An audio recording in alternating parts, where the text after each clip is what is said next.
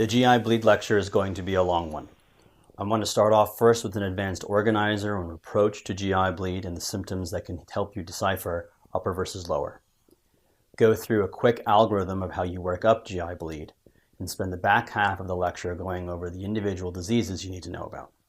Let's start off with that advanced organizer.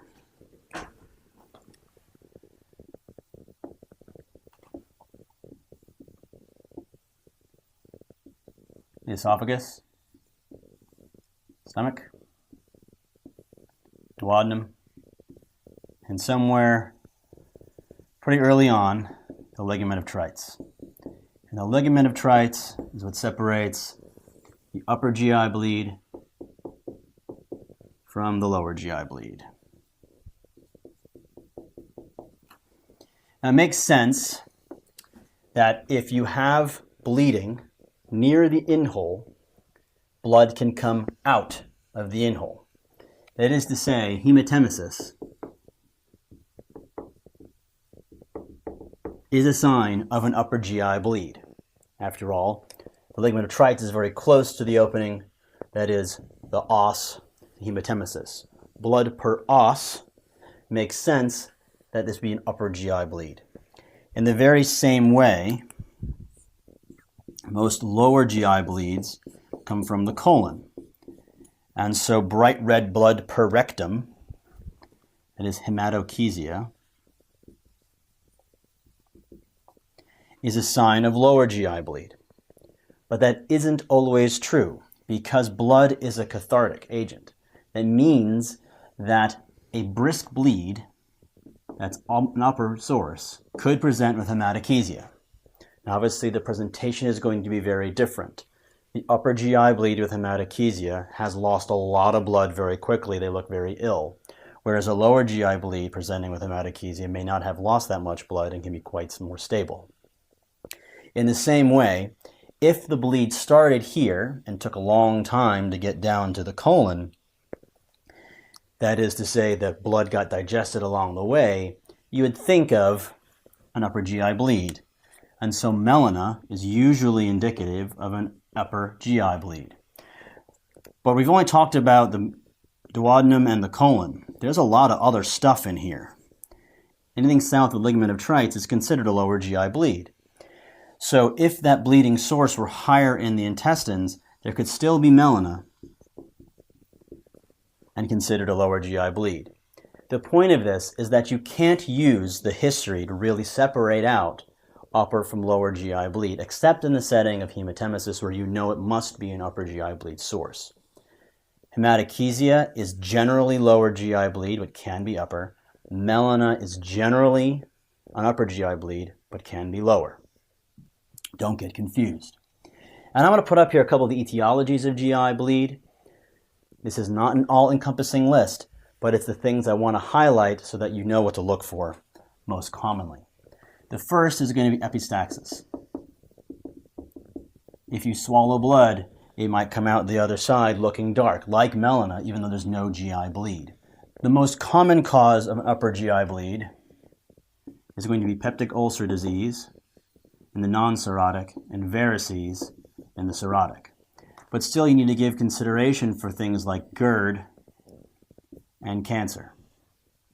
One particular thing that comes up on the test, but not very often in real life, is a Dieulafoy's lesion, a normal anatomic variant. And then AVMs can exist anywhere. For lower GI bleeds, the most common are going to be diverticular hemorrhage and hemorrhoids. But don't forget about cancer, and AVMs can be anywhere. All right, so if you have all these potential diseases, how do you figure out which one it is if you can't use the history to your advantage? Well, if someone comes in with the signs and symptoms of a GI bleed,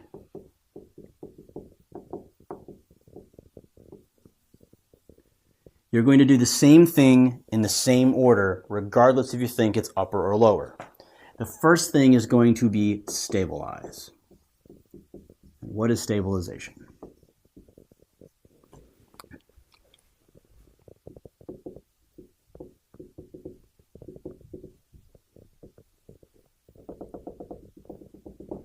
You're going to do the same 5 things to every patient, every time, regardless of the GI bleed. That is, get 2 large bore IVs. AC or higher, 18 gauge or larger. The reason why you do this is because the rate of transfusion is limited by the length of the catheter, as well as the diameter. The length more so. It is better to have short, stubby peripheral lines than it is to have central venous access with a triple lumen catheter. You want short, stubby lines, and you want a lot of them so you can slam blood and blood product in if you need to. You give intravenous fluids, intravenous PPI, type and cross, transfuse as needed, and call GI. If they are cirrhotic, you're going to give octreotide. Octreotide reduces portal pressures in variceal hemorrhage, and ceftriaxone, which prophylaxis against SPP. Check out the cirrhosis complication lecture that precedes this one. But every patient, every time, gets 2 large bore IVs, intravenous fluids, IV PPI, type and cross, and call GI. Indeed, an intravenous proton pump inhibitor does nothing for lower GI bleed, but it doesn't hurt it. And it does do something for an upper GI bleed, like peptic ulcer disease. You give intravenous fluids to support hemodynamics, and you transfuse blood as needed, knowing that the hemoglobin you get during an acute hemorrhage does not reflect blood loss. If you get a hemoglobin during hemorrhage, it will be normal. If you get one after volume resuscitation, you reveal the true hemoglobin. So if they have signs and symptoms of a GI bleed, stabilize them. Why do you call GI? What does that mean?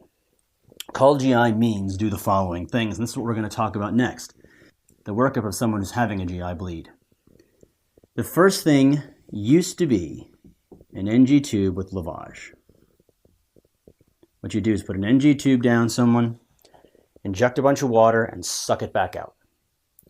And the way it worked was, if there's blood mixed in with what you aspirate, then you know it's an upper GI bleed. If you don't, then it's probably not an upper GI bleed. It turns out that 30% of upper GI bleeding sources have negative gastric lavages. So this is not the right answer. Some GI people say don't even do it anymore. It can still be done because it has prognostic information. If you do a lavage and you pull back only clots, you know that the bleeding has stopped. If you lavage someone and it's all blood, and you lavage again and it's all blood, you know that the ongoing bleeding is brisk and they may need an intervention sooner. But this is no longer the diagnostic step. Instead, regardless of what the NGT lavage shows, you go to an EGD. And if you find the bleeding source on endoscopy, it was an upper GI bleed, and you can take interventions with the endoscopy. I'll talk about what those are when we talk about individual diseases. If it's negative, then you presume this is a lower GI bleed. And then you have to decide what to do next. And how you decide is based on the rate of bleed.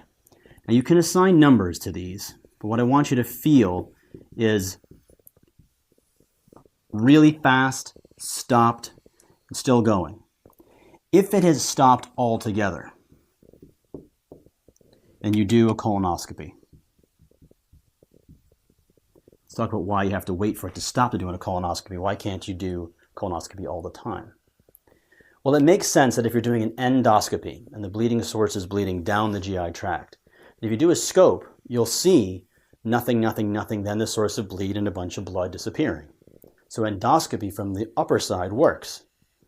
But if the bleed is starting in the colon and it's leaving out towards the rectum, and the camera is coming in from the rectum, all it's going to encounter is blood, blood, blood, blood, blood, blood, and all you see is a river of blood.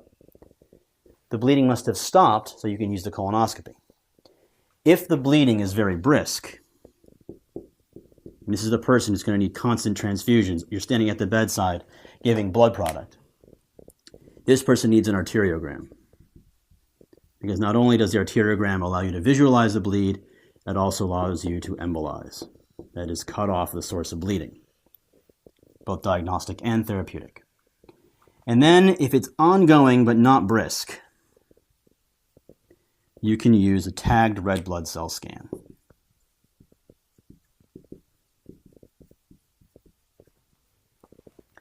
But if you don't find the source of bleed, right, you do 2 scopes, endoscopy, double push enteroscopy, trying to get a little bit deeper into the intestines. You've done the colonoscopy. You haven't found the source of bleed, but they're still bleeding. That is the time that you can do the pill cam endoscopy.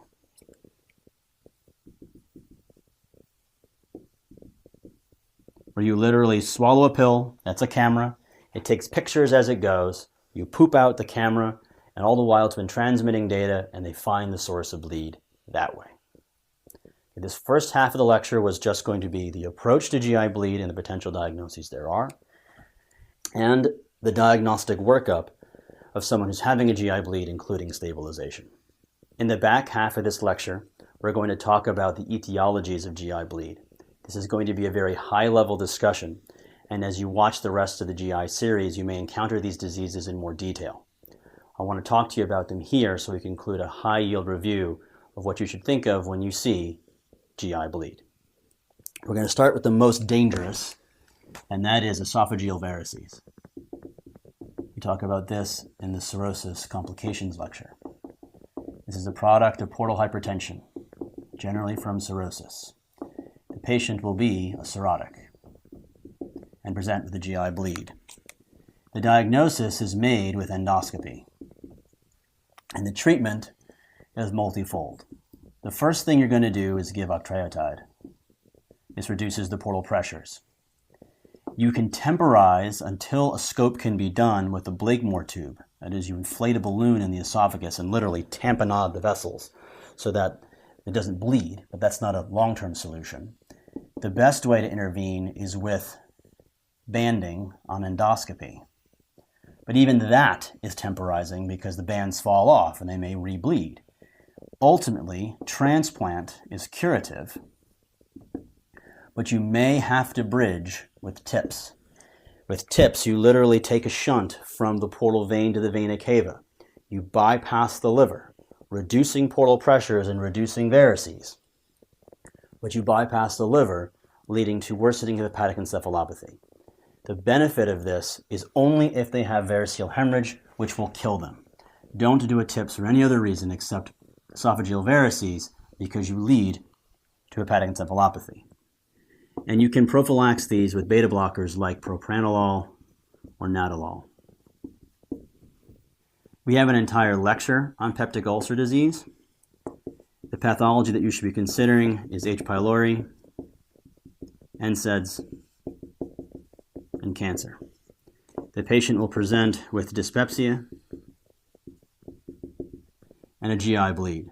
The diagnosis is made on endoscopy. The treatment is going to be etiology specific, but everyone benefits from a PPI. The EGD with biopsy allows you to differentiate which of the ulcers it is.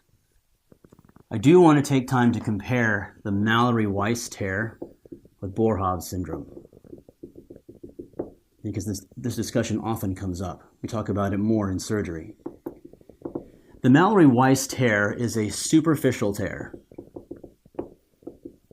in the esophageal mucosa. And this is going to be in the patients who are the weekend warriors. These are not the people who vomit all the time. This is the person who goes out and parties too hard and then vomits and vomits and vomits blood and then just vomits. This is very important.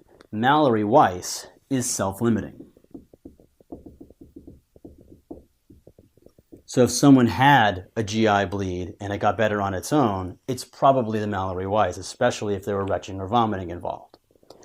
But if they are bleeding right there in front of you, you don't know that it's a Mallory-Weiss tear. So you'll treat them just like any other GI bleed. You'll stabilize them and then do an endoscopy, which will reveal the Mallory-Weiss. The treatment is supportive only. A PPI wouldn't hurt, but you don't have to give it. This is in stark contrast to the Boerhaave syndrome, or bin-heaving syndrome.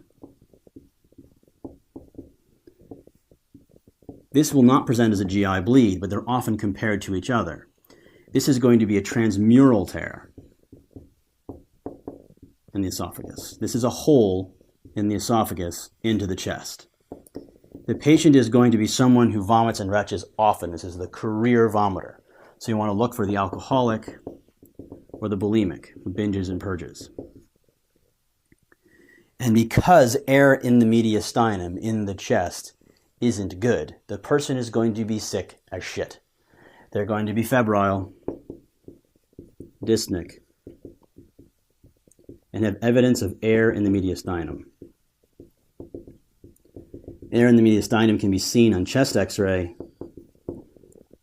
or heard on the physical exam. What you're looking for is subcutaneous air, Rice Krispies under the skin, the Hammond crunch with each heartbeat, the air around the pericardium, you can actually hear it, or on air in the mediastinum on chest x-ray. The diagnosis is made ultimately with an endoscopy. The best test is an EGD, but you will not start there. The reason is if you just blindly insert a scope and you actually take the path of least resistance, you end up with a camera in the chest. Not useful. In fact, worse. The first test is gastrographin. Then barium. Gastrographin is irritating to the lungs, so if aspirated, it doesn't do very well. But gastrographin is water soluble, so if it gets into the mediastinum, it's less irritating than barium is to the mediastinum. You do a gastrographin swallow. If that's normal, do a barium swallow. If that's normal, you do an EGD. But if at any point you find perforation, diagnosis is done, and the treatment is surgery. Last one of the upper GI bleeds I really want you to know about is Dieulafoy's lesion. This is a normal anatomic variant. And it just happens to be an artery that's very close to the mucosal surface. And for whatever reason, small erosions get into it and it starts to spurt. And it can be a brisk, painless bleed. It's actually quite hard to diagnose. It's diagnosed by endoscopy, but you actually have to see the lesion bleeding. What can happen is that it could spontaneously resolve, then pop out again and resolve. So it may have to be on repeated endoscopy that you find it. And if you find it, cut it out. Moving down to the lower GI tract, the most common cause of a lower GI bleed is going to be diverticular hemorrhage and hemorrhoids. Let's talk about hemorrhoids first. We talk more about hemorrhoids in this general surgery lectures. There are two types of hemorrhoids, internal and external. Internal hemorrhoids bleed, but do not hurt. External hemorrhoids hurt or itch, but do not bleed. What you're looking for is blood on the toilet paper or on the stool, but not mixed in. The idea is that the hemorrhoids must be at the very end of the GI tract.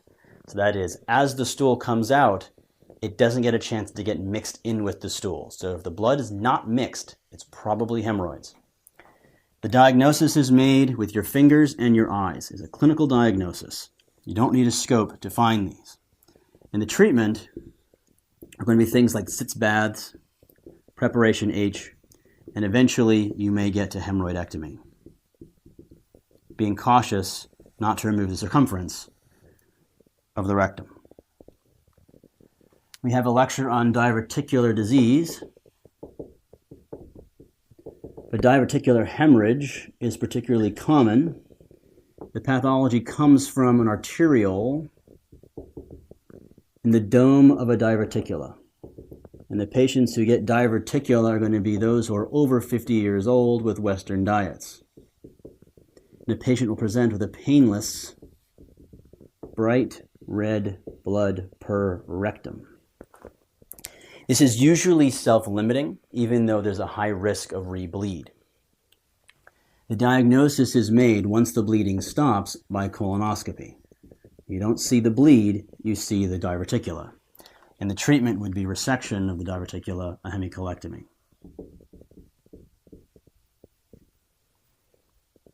And I want to talk about the difference between mesenteric ischemia and ischemic colitis.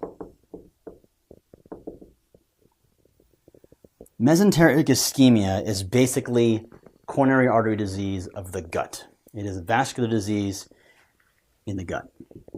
So it's essentially a gut attack. Very much in the same way that coronary artery disease causes a heart attack. The patient is going to be a vasculopath or have a reason for embolization, like AFib or recent angiography. And because the bowel is dying, it hurts. But the physical exam doesn't tell you that because nothing is inflamed yet, nothing has touched the peritoneum. So there's going to be pain out of proportion to the physical exam. Pain out of proportion to a physical exam and vasculopathy means mesenteric ischemia. Now they may have been nice to you and given you the unstable angina. That is, when someone walks a certain distance, they get chest pain, coronary artery disease. When someone eats with mesenteric ischemia, chronic mesenteric ischemia, they get abdominal pain. So if there had been a history of pain with eating, and because they get pain with eating, they avoid eating and weight loss, now you start thinking about chronic mesenteric ischemia leading to the acute event. So chronic mesenteric ischemia is going to present with angina of the gut, that is pain with eating, whereas acute mesenteric ischemia is going to present with pain out of proportion and a vasculopath, much like a heart attack. The diagnosis is made on angiogram. If you wait for there to be a bloody bowel movement, bowel has already died. You want to catch them before they have the bloody diarrhea. You can see it on colonoscopy, but in order to visualize dead tissue, the tissue has to have already died. So get the angiogram, and then your job is to either resect the dead tissue or somehow revascularize. This is very different from ischemic colitis.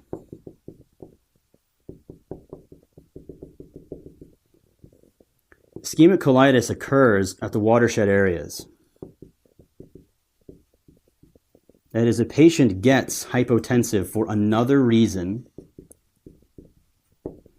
and then they get a painful bright red blood per rectum. Painful because bowel is dying. Diagnosis is made with colonoscopy, but much in the same way as we just discussed, if you see dead tissue on colonoscopy, the tissue has already taken the hit, and the treatment is supportive. And lastly, one association I want you to have is AVMs with aortic stenosis. Don't worry about why or how. That's an association like a score you some bonus points. First half of the video was the approach and the diagnostic workup. Back half was these diseases, the high yield ones with a very high level discussion of what you must know for the test, knowing that you can find more details of each of these diseases in their corresponding lectures throughout this course. That's GI bleed.